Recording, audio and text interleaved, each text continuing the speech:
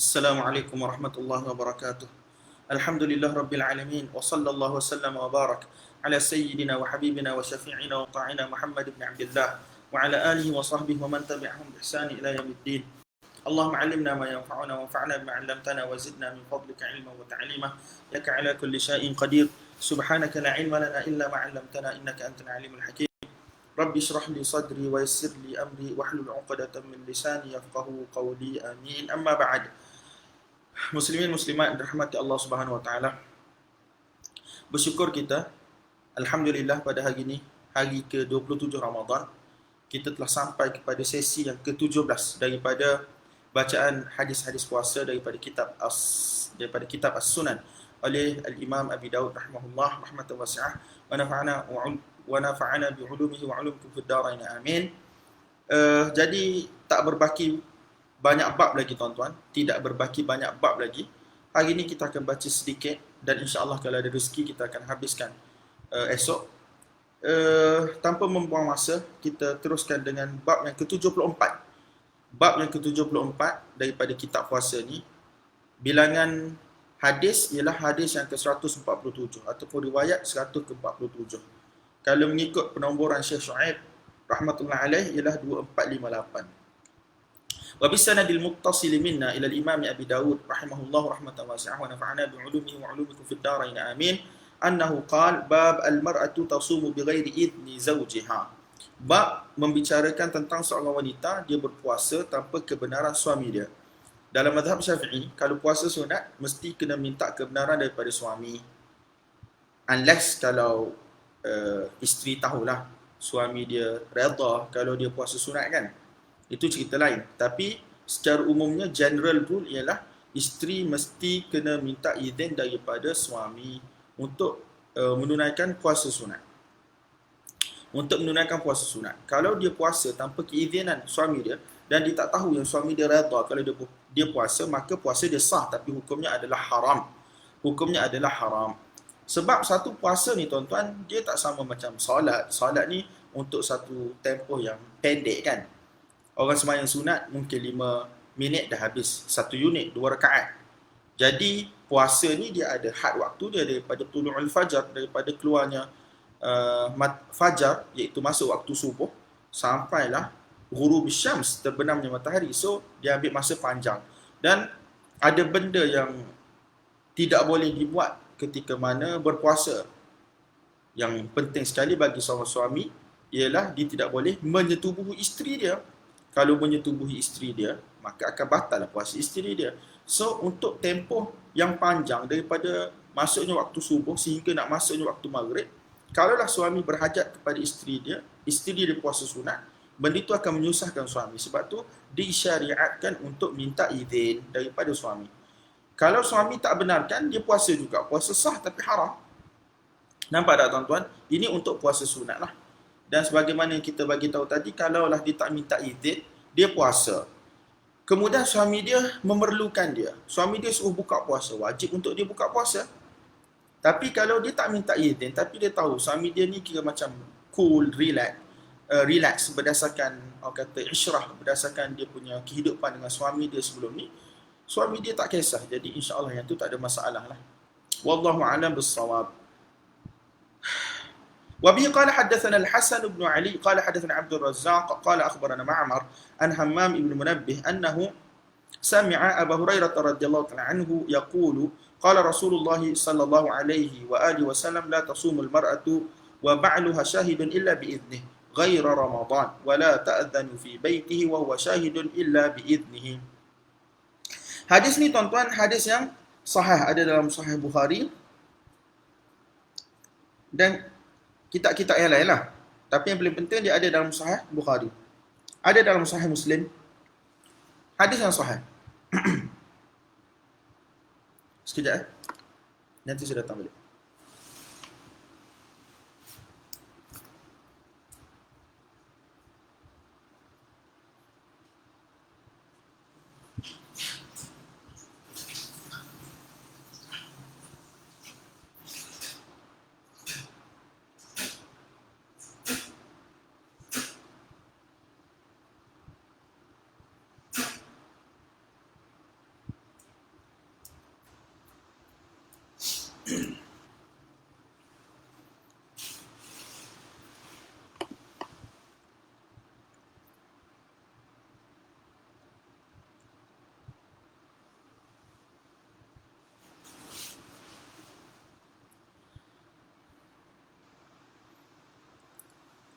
Jadi tuan-tuan, hadis inilah hadis yang sahih.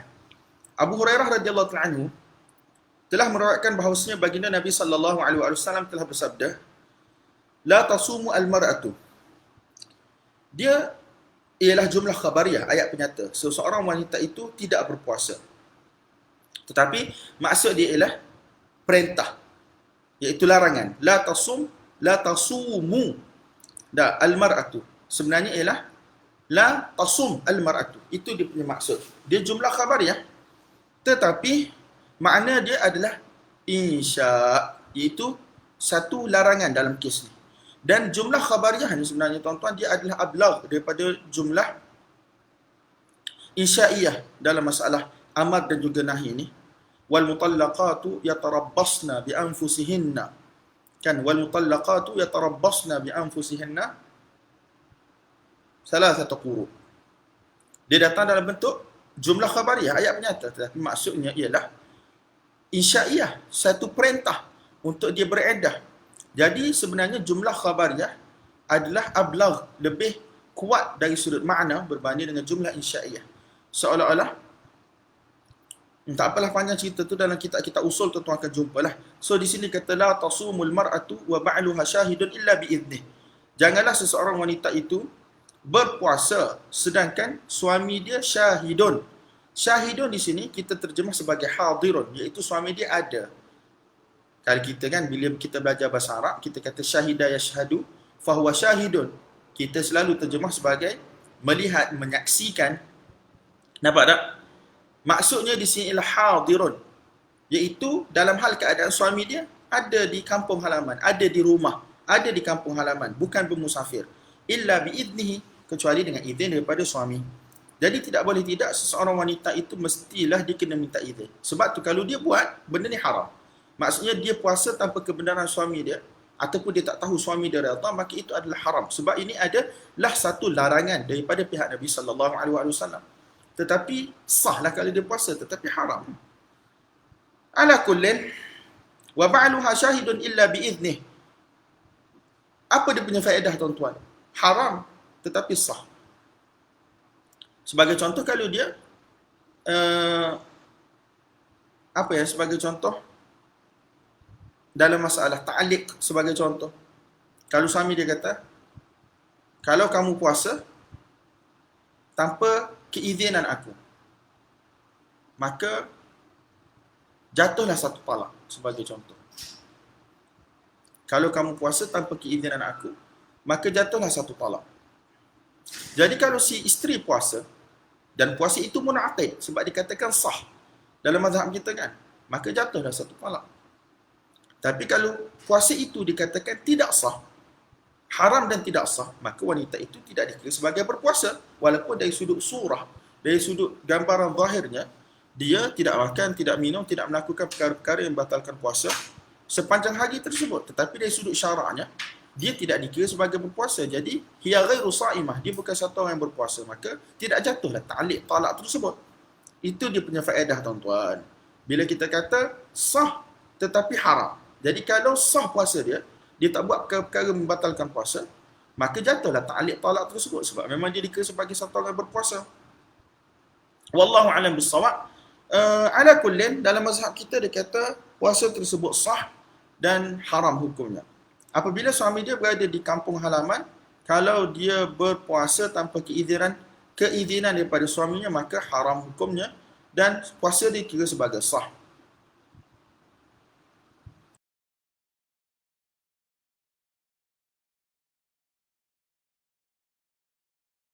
Kecuali puasa Ramadan. Puasa Ramadan ni tak perlu dapat keizinan daripada suami lah, sebab dia lah perintah Allah Subhanahu Wa Taala. Dan juga puasa-puasa wajib yang lain. Puasa-puasa wajib yang lain, sebab benda tu adalah kewajipan ke atas wanita tersebut, maka dia kena tunaikan. Hak ni tak perlu dapat keizinan daripada suami dia. Tapi seelok-eloknya bagi tahulah suami dia, tak, dia ada puasa wajib yang mana dia nak kena tunaikan, supaya suami dia tahu. Walaupun bukanlah minta izin, tetapi adalah untuk memberitahu supaya suami dia dapat prepare. Wala ta'dhanu fi baitihi wa huwa syahidun illa bi'idnih.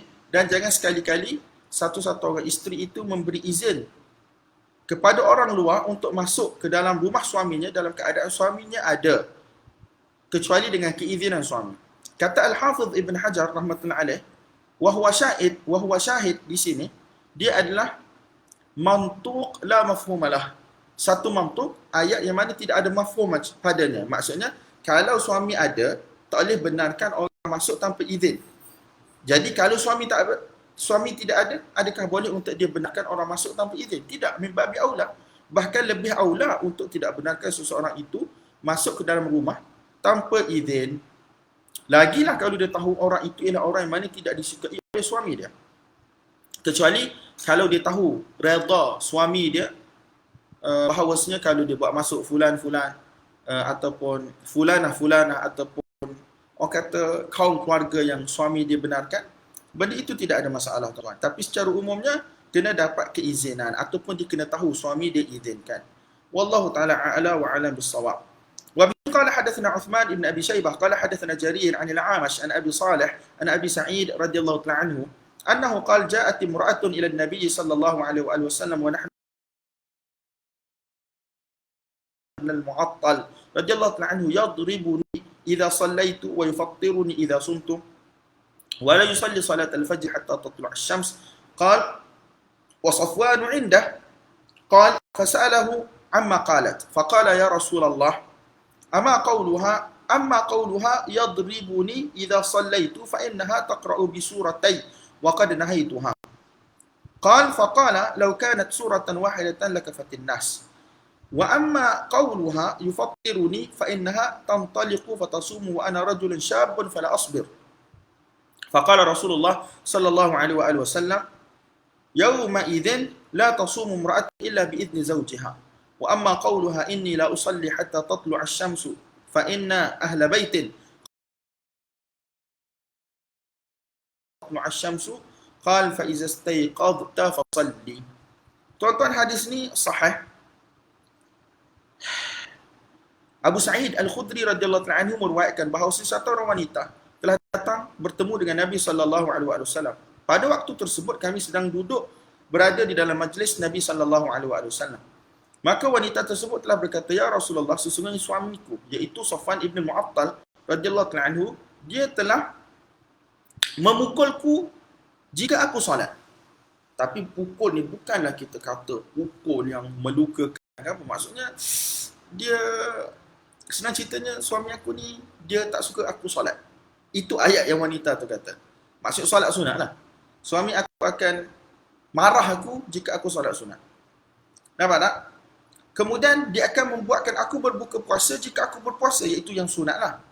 Dan suami aku ni, dia tidak sembahyang subuh kecuali selepas naiknya matahari. Maksudnya di luar waktu. Perawi berkata, iaitu Abu Sa'id radhiyallahu ta'ala anhu, Safwan radhiyallahu ta'ala anhu ada dalam majlis di sisi Nabi sallallahu alaihi wasallam. Maka Nabi tanya pihak satu lagi. Sekarang datang satu dakwaan daripada satu orang isteri. Jadi Nabi SAW tanya satu orang lagi, suami dia. Maka Nabi sallallahu alaihi wasallam telah bertanya akan kebenaran apa yang telah disampaikan oleh si isteri tadi. Maka Safwan ibn Mu'attal radhiyallahu ta'ala anhu telah berkata, "Wahai Rasulullah, adapun kata-katanya yadribuni idza sallaitu, suami aku pukul aku jika aku solat, maka sesungguhnya reason di sebalik itu ialah kerana dia baca 2 surah dalam satu rakaat. Wa qad nahaituha, aku telah larang dia daripada baca 2 surah. You nak sembahyang sunat, you boleh sembahyang sunat, tak ada masalah. Tapi kalau you baca 2 surah satu rakaat, jadi lepas 2 rakaat, 2 rakaat, lepas 2 rakaat, 2 rakaat. Jadi tanggungjawab sebagai satu isteri, keperluan satu orang suami dan seumpamanya. Benda tu masalah lah. Aku dah larang dia. Nabi SAW kata, "Lau kanat suratan wahidatan lakafatin nas." Nabi kata, wahai ibu ataupun perempuan, kalaulah kamu baca satu surah sahaja, lakafatin nas, cukup dah untuk ramai orang. Maksudnya, nak ayatnya, nak bagi tahu ni cukup. Kalau kamu baca satu surah pun dah cukup dah. Kemudian Safwan bin Mu'attal sambung, adapun kata-katanya suamiku telah menyebabkan aku berbuka puasa. Maka reason di sebalik itu ialah kerana dia telah berpuasa sunat dalam keadaan aku inilah satu orang lelaki yang masih lagi muda. Aku tidak sabar, iaitu aku berhajat kepada dia untuk aku tunaikan keinginan aku sebagai satu orang suami. Maka Nabi SAW berkata, pada hari tersebut jangan sekali-kali satu orang wanita, iaitu isteri, berpuasa kecuali dengan keizinan daripada suami dia. Kemudian Safwan bin Mu'attal sambung lagi. Adapun kata-katanya, sesungguhnya aku ya Rasulullah tidak sembahyang sehinggalah keluarnya matahari. Dah keluar waktu subuh. Maka kami ahli bait, ahli rumah tersebut telah diketahui akan apa yang berlaku kepada kami. Bahawasanya kami kalau kami tidur kami tak sedar. Kami tak sedar sehinggalah keluarnya waktu subuh, sehingga naiknya matahari. Hampir-hampir kami tidak akan bangun sehinggalah matahari telah naik. Sehinggalah matahari telah naik. Mungkin orang yang jenis kerja berat tuan-tuan, berladang, berkebun dan seumpamanya. Jadi bila balik tidur pada waktu malam tidak sedar. Maka Nabi SAW bersabda, fa iza staiqadta fasalli, jika kamu bangun maka sembahyanglah. Ini adalah sembahyang yang ganti. Nah, laisa fin naumi tafriq, dalam hadis yang lain tidak ada remeh-temeh ataupun perbuatan tidak ambil berat, remeh-temeh. Kalau seseorang itu tidak salat kerana tidur. Kalau seseorang itu tidak salat kerana tidur, innamat tafritu fil yaqadhah, sesungguhnya meremeh-temehkan, tidak ambil berat berkaitan dengan sembahyang itu jika dia tinggalkan dalam keadaan dia sedar. Itu pun tuan-tuan ada dia punya perincian-perincian dia lah dalam kitab-kitab fiqh kan.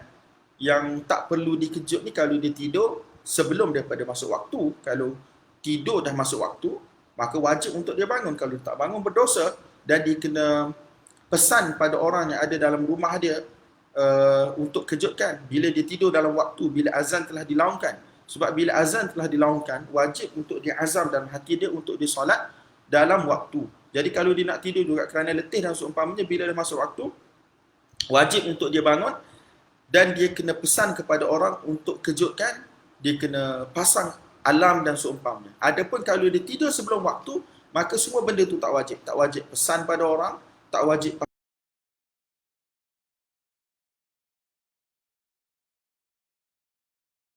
waktu solat. Dia tidak dikira sebagai berdosa. Tapi kalau dia dah tidur dalam waktu solat, dia dah niat, dah azam. Tetapi kalau dia tidur, kalau dia tak bangun, yang tu berdosa sebab dah masuk waktu. Wallahu a'lam bissawab. Qala Abu Dawud rawahu Muhammad ya'ni ibn Salamah an Humaid aw Thabit an Abil Mutawakkil. Kalau kita tengok dalam riwayat ni, okey, riwayat yang seumpama ni tuan-tuan, ada daripada jalur orang lain jugalah. Ada daripada jalur orang lain juga. Ada dalam kitab Musnad Al-Harith.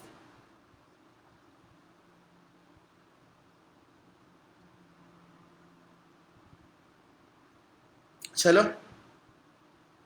Bab fi shaim yud'a ila walimatin. Bab satu orang yang berpuasa diajak kepada walimah, kepada jamuan.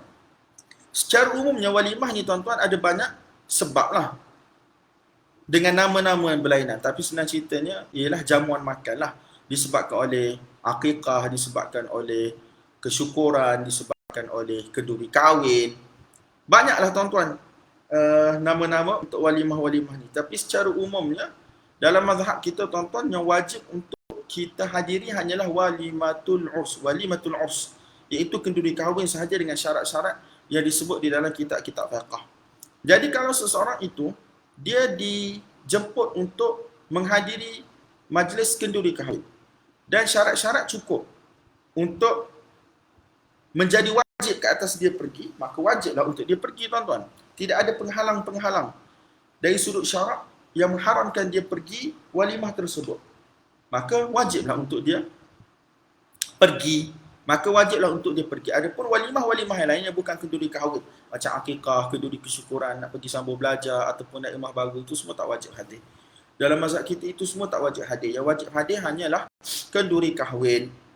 Tapi kalau dia berpuasa sunat, maka haram. Kalau dia berpuasa wajib, seperti puasa Ramadan, mana ada buat kenduri kan, kalau kira siang hari, maka kalau dia puasa wajib seperti puasa qada Ramadan, ataupun dia puasa nazar, ataupun dia puasa kafarah, maka haram untuk dia berbuka puasa. Benda ni tuan-tuan banyak berlaku pada bulan Syawal. Orang yang mana dia puasa qada, kemudian orang ajak pergi kenduri, dia pergi, kemudian dia makan. Mana boleh? Haram. Untuk berpuasa puasa wajib tanpa keudhuran syarak. Tidak boleh. Haram. Ini pendapat mazhab Imam Syafi'i rahmatullahi alaih. Tapi kalau puasa sunat, maka kalau puasa sunat, walaupun dia berpuasa, still dia wajib untuk pergi tuan-tuan. Puasa wajib pun dia wajib untuk pergi. Sebab untuk hadir walimah ni wajib bila cukup syarat dia. Tetapi kalau puasa wajib haram berbuka. Kalau puasa sunat wajib pergi tetapi tidak wajib berbuka. Tidak wajib untuk berbuka. Tidak wajib untuk berbuka. Tapi kalau dia berbuka, okey, tak ada masalah sunat. Mungkin itu lebih afdal menjaga hati tuan rumah dan seumpamanya. Tapi tak wajib untuk berbuka. Hatta tak wajib. Yang wajibnya ialah dia kena pergi sahaja apabila dijemput. Kalau dia puasa sunat ataupun puasa wajib, wajib pergi. Tapi untuk makan, kalau dia puasa wajib, haram untuk dia berbuka. Kalau puasa sunat, ada qaul kata wajib berbuka, ada qaul kata tak wajib untuk dia berbuka. Tetapi better untuk berbuka. Wallahu a'lam bissawab. Jadi tuan-tuan, dalam ni ada satu hadis. Wabihi qala hadathana Abdullah ibn Sa'id, qala hadathana Abu Khalid, an Hisham, an Ibn Sirin, an Abi Hurairah radhiyallahu ta'ala anhu, annahu qala Rasulullah sallallahu alaihi wasallam, idza du'iya ahadukum falyujib, fa in kana muftiran falyat'am wa in kana sa'iman falyusalli. Qala Hisham, was-salatu ad-du'a. Hadis ni tuan-tuan ialah hadis yang sahih, ada dalam sahih Imam Muslim rahmatullahi alaih. Dalam ni Nabi sallallahu alaihi wasallam bersabda, jika seseorang kamu dipanggil, falyujib, hendaklah dia jawab. Jadi kalau walimah itu ialah walimatul urs, yang mana kenduri kahwin, maka falyujib di sini ialah perintah yang mana membawa kepada wajib. Wajib untuk kita hadir bila cukup syarat dia dan tidak ada larangan-larangan syarak lah yang membatalkan kewajipan tersebut. Bukan semua walimah kahwin ni tuan-tuan wajib untuk hadir. Ada je benda-benda yang mana menyebabkan haram untuk hadir walimah. Sebagaimana disebut dan diperincikan dalam kitab-kitab fiqh. Jadi, kalaulah seseorang itu diajak kepada walimah selain daripada walimatul urs, maka hukumnya ialah sunat untuk hadir. Falyujib di situ, dia boleh jadi, bukan dia boleh jadi. Falyujib di situ ialah kata perintah, tetapi kata perintah dengan erti kata sunat. Maka sunat untuk dia jawab. Fa in kana muftiran falyat'am, kalaulah dia ni satu orang yang mana tidak puasa, maka falyat'am, hendaklah dia makan, tapi tak wajib pun makan. Hadir tu wajib, makan tu tak wajib. Walaupun di sini guna kata perintah, falyat'am, hendaklah dia makan, tetapi ialah sunat. Di sini maksud dia sunat. Hendaklah dia makan dengan erti kata sunat untuk dia makan, tak wajib. Dalam bab makan ni memang tak wajib tuan-tuan. Dia tak wajib, yang wajib hanyalah hadir sahaja. Kalaulah dia ni satu orang yang berpuasa, falyusalli, maka hendaklah dia falyusalli di sini dengan erti kata berdoa. Sunat untuk mendoakan tuan rumah. Jadi kita dah bagi tahu tadi, kalau dia datang dalam keadaan dia puasa tu puasa yang wajib, maka adalah haram untuk dia berbuka. Ini bukan keudhuran untuk berbuka. Tapi kalau dia ni berpuasa sunat, maka dia boleh untuk berbuka ataupun dia boleh untuk tidak berbuka. Kalau dia berbuka afdal, kan, jaga hati tuan rumah dan seumpamanya lah. Tapi kalau dia tidak mahu berbuka, tak ada masalah. Tetapi dia doakanlah tuan rumah tersebut. Falyusalli. Qala Hisham, was-salatu ad-du'a. Maksud falyusalli di sini daripada perkataan as-salah. As-salah ini dengan erti kata ad-du'a. Sebagaimana dalam ayat Quran, Allah SWT sebut, khudh min amwalihim sadaqatan tutahhiruhum wa tuzakkihim biha wa salli alaihim. Ambil harta mereka, iaitu zakat daripada mereka, sebagai satu zakat yang wajib lah, sedekah yang wajib. Tutahhiruhum, yang mana zakat itu akan membersihkan mereka, akan mensucikan mereka. Wasalli alaihim, dan doakanlah untuk mereka. Wasalli di situ ialah doakan untuk mereka. Qala Abu Dawud, rawahu Hafs bin Ghiyath aidan an Hisham. Hisham di sini ada istiwa'i tuan-tuan.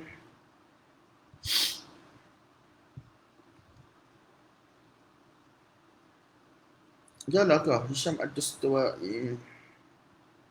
Bukan, Hisham ialah Wan Ibn Hassan Al-Azdi. Dan ada orang lain lagi yang riwayatkan hadis ni daripada Hisham, iaitu Hafs ibn Ghiyath. Ada dua jalan di sini. Ala kullin. Bab yang seterusnya, bab ma yaqulu sa'imu idza du'iya ila at-ta'am. Apakah yang patut diucapkan oleh seseorang yang berpuasa itu apabila dia telah ajak ataupun dijemput untuk makan. Wa bihi qala hadatsana Musaddad qala hadatsana Sufyan an Abi Zinad an Al-A'raj an Abi Hurairah radhiyallahu ta'ala anhu annahu qala Rasulullah sallallahu alaihi wasallam idza du'iya ahadukum ila ta'amin wa huwa sha'imun falyaqul inni sha'im. Hadis ni tuan-tuan ialah hadis yang sahih, ada dalam Sahih Muslim. Nabi sallallahu alaihi wasallam bersabda, apabila seseorang daripada kamu dipanggil untuk makan dalam hal keadaan dia sedang berpuasa, falyaqul inni sha'im, hendaklah dicakap sesungguhnya aku berpuasa. Tuan-tuan, dalam riwayat ni tak bagi tahu pun puasa ni puasa sunat ke puasa fardu. Sebab tu ulama-ulama mujtahidin kita, mereka tafsilkan, mereka perincikan benda ni. Kalau dia puasa wajib, haram untuk dia berbuka, maka dia kena kata inni sha'im, aku berpuasa. Kalau dia puasa sunat, maka dia diberi pilihan sama ada dia nak berbuka ataupun tidak berbuka. Kalau dia tak nak berbuka pun boleh, tak ada masalah. Dia kata inni sha'im, aku berpuasa. Tuan rumah tidak ada hak untuk terasa hati kalau orang tak makan. Tapi yang paling penting dia kena pergi. Kalau melibatkan walimatul urs, kalau melibatkan walimatul urs, wajib untuk pergi sama ada puasa sunat ataupun puasa fardu, wajib untuk pergi. Makan, kalau puasa wajib, haram untuk berbuka tanpa keudhuran syarak. Kalau puasa sunat, afdal untuk dia berbuka. Tapi kalau tak nak berbuka, tak ada masalah. Nampak tak? Adapun walimah-walimah lain dalam mazhab kita, semuanya tidak wajib untuk pergi. Bab yang seterusnya, babul i'tikaf. Bab berkaitan dengan i'tikaf. I'tikaf ni tuan-tuan, dia ada i'tikaf yang wajib kalau kita nazar sebagai contoh. Kemudian i'tikaf kebiasaannya ialah sunat lah. Kebiasaannya ialah sunat, terutamanya pada 10 terakhir Ramadan itu lagi kuat dia punya kesunatannya. Ada yang haram, sebagai contoh i'tikaf satu wanita tanpa kebenaran suami dia, ataupun ketika mana takut berlakunya fitnah, kan, perkara-perkara yang tidak elok antara lelaki dan perempuan, haram. Yang makruh, satu wanita i'tikaf dengan izin suami dia, izin, tapi takut-takut berlakunya fitnah, terutamanya jika dia ni satu wanita yang mana ada kecantikan dan seumpamanya. Jadi untuk tutup pintu-pintu fitnah tersebut, dimakruhkan untuk dia pergi beriktikaf walaupun suami dia benarkan. Tapi secara umumnya iktikaf yang nak dimasukkan di sini ialah iktikaf yang mana sunat. Iktikaf yang mana sunat. Niat untuk iktikaf iaitu berada di dalam rumah Allah Subhanahu Wa Taala untuk seketika ataupun lebih. Nampak tak? Tetapi bab-bab ini biasanya dalam kitab-kitab hadis ni merujuk kepada yang i'tikaf 10 malam terakhir daripada bulan Ramadan. Wa bi qala hadatsana Qutaibah bin Sa'id qala hadatsana Al-Laits an Uqail an Az-Zuhri an Urwata ana Aisyah radhiyallahu ta'ala anha anna an-nabiy sallallahu alaihi wasallam kana ya'takifu al-'ashra al-awakhir min Ramadan hatta qabadahu Allah thumma i'takafa azwajuhu min ba'dih. Hadis sahih tuan-tuan, ada dalam Bukhari, ada dalam Muslim. Hazrat Aisyah radhiyallahu ta'ala anha menyatakan bahawa Nabi sallallahu alaihi wasallam kerap ataupun sering beriktikaf pada 10 malam terakhir ataupun 10 hari terakhir, siang dan malamnya daripada bulan Ramadan, sehingga Allah SWT telah mencabut nyawa baginda Nabi SAW. Kemudian selepas itu isteri-isteri baginda sallallahu alaihi wasallam radhiyallahu ta'ala anhum telah beriktikaf, terusan beriktikaf walaupun selepas kewafatan baginda Nabi sallallahu alaihi wasallam. وبه قال حدثنا موسى بن إسماعيل قال حدثنا حماد قال أخبرنا ثابت عن أبي رافع عن أبي بن كعب رضي الله تعالى عنه أن النبي صلى الله عليه وسلم كان يعتكف العشر الأواخر من رمضان فلم يعتكف عاما فلما كان العام المقبل اعتكف 20 ليلة. Ubay bin Ka'ab radhiyallahu anhu menyatakan bahawasanya kebiasaan Nabi sallallahu alaihi wasallam adalah untuk beriktikaf pada hari 10 yang terakhir daripada bulan Ramadan. Cuma pada satu tahun Nabi SAW tidak beriktikaf pada 10 malam ataupun 10 hari tersebut.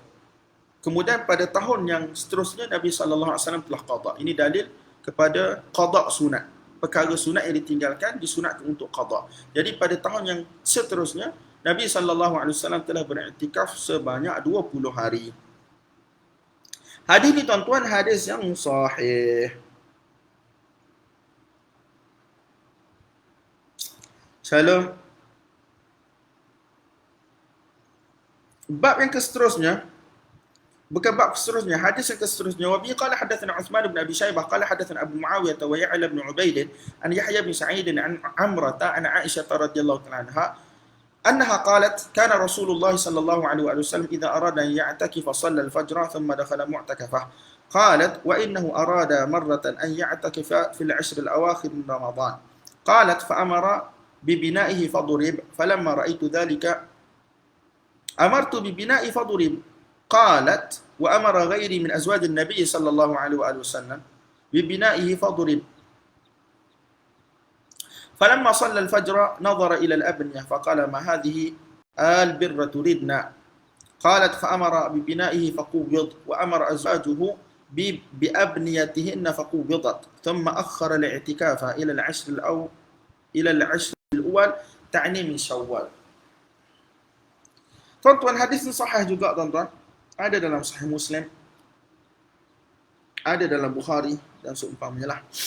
Aisyah radhiyallahu anha berkata, Nabi sallallahu alaihi wasallam apabila ingin untuk beriktikaf, Nabi akan solat fajar. Kemudian Nabi akan masuk ke mu'takaf. Nabi akan masuk ke mu'takaf. Tapi dalam setengah riwayat yang lain, masuk mu'takaf pada waktu malam, tak silap saya, iaitu sebelum waktu maghrib masuk dah.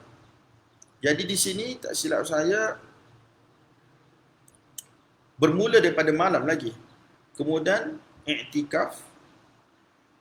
Lepas solat subuh barulah Nabi masuk ke kemah Nabi SAW ataupun tempat tidur Nabi SAW. Tapi tak silaplah dalam riwayat yang lain Nabi bermula sebelum maghrib lagi. Wallahu a'lam bissawab. Kemudian Aisyah radhiyallahu anha berkata, ada satu tahun Nabi SAW ingin beriktikaf pada 10 hari terakhir daripada bulan Ramadan. Maka Nabi SAW telah memerintahkan supaya tempat tidur baginda ataupun kemah baginda untuk dipasang. Kemudian Aisyah kata, apabila aku lihat perkara tersebut, Nabi dah pasang kemah dia, maka aku telah memerintahkan kemah aku untuk dipasang juga. Kemudian Aisyah bagi tahu, isteri-isteri baginda Nabi sallallahu alaihi wasallam juga telah meminta supaya kemah mereka juga dipasang. Maka apabila Nabi sallallahu alaihi wasallam selesai menunaikan salat fajar, Nabi SAW tengok kepada kemah-kemah tersebut. Nabi kata, apa ni kemah-kemah ni?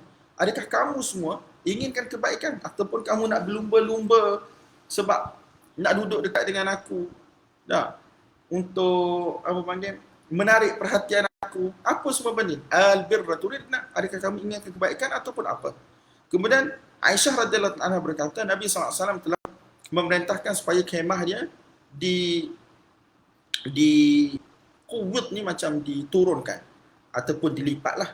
Kemudian isteri-isteri baginda Nabi sallallahu alaihi wasallam juga telah memerintahkan supaya kemah-kemah mereka diturunkan, dilipatkan. Kemudian Nabi sallallahu alaihi wasallam telah mengakhirkan i'tikaf tersebut sehinggalah 10 hari pertama daripada bulan Syawal, iaitu Nabi qada i'tikaf tersebut pada 10 hari pertama daripada bulan Syawal. Qala Abu Dawud rawahu Ibnu Ishaq wal Auza'i an Yahya bin Sa'id fa dzakara nahwah. Hak ni pun ada dalam riwayat Bukhari dan seumpamanya, jalan yang lain bagi hadis ini. Wa rawahu Malik an Yahya bin Sa'id qala i'takafa 20 min Syawal. Dalam riwayat Imam Malik rahmatullahi alaih, dia kata bukan 10 hari, dia kata 20 hari daripada bulan Syawal Nabi sallallahu alaihi wasallam telah i'tikaf sebagai ganti.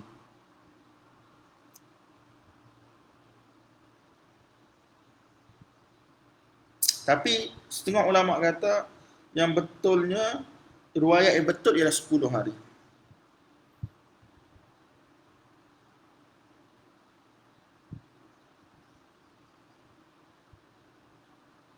Hmm. 10 hari.